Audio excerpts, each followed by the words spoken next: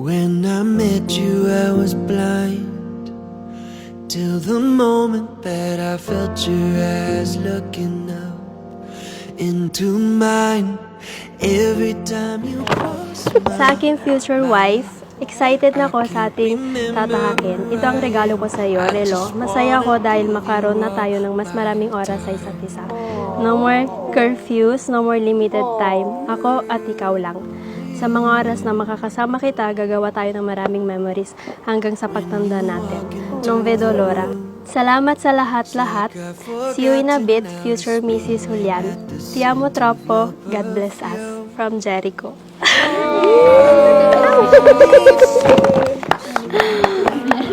every day before you came, like the sky took my heart. I'm just trying to say, I'm just trying to say, I'm just trying to play it cool like you. I wanna give you everything, nothing less will do. All of my life was a purpose to you. Oh, I'm just trying to play it cool like you. My Jericho and my soon-to-be husband. This is the day which the Lord hath made. We will rejoice and be glad in it. Here my gift for you, a watch, a reminder that from now on, I'll spend every second, every minute, and every hour of my life with you. See you later, my love. I love you. And now you simply standing there, like my imagination made you up. Yeah, here you are, just fell out of thin air. Pardon me, promise I don't mean to stare. It's just I've never seen a living, breathing answer to a prayer. I'm just trying to say, I'm just trying to say, I'm just trying to play it cool like you. I wanna give you everything, nothing less will do. All of my life was a purpose to you. Oh, I'm just trying to play it cool like you. Oh, Can't wait to spend the rest of my life with you. Serving Him na magkasama tao. Mahal na mahal kita talaga. you're breaking every rule.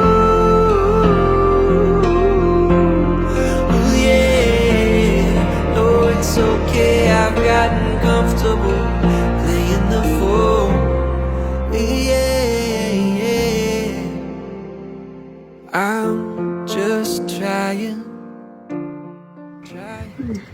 My Jericho, the long wait is over. Matagal natin pinalangin at hinintay itong araw na to. And now we are here in front of our families and friends and in front of God to make our vow. Ang dami natin pinagdaanan at hindi naging madali ang journey natin. We cried and we felt discouraged at times. But God didn't allow us to give up on our love story.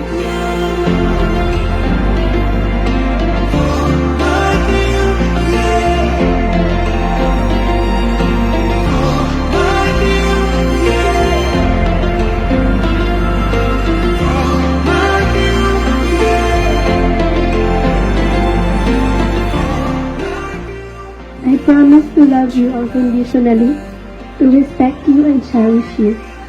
I will be a shoulder to lean on when life is too much to bear on your own. From this day forward, you shall not walk alone. I'll be by your side, praying and caring for you. We will serve the Lord together and praise Him all the days of our life. From now on, hindi mo na ako kailangan yatid sa bahay paggabi. And no more curfews, because now you are my home.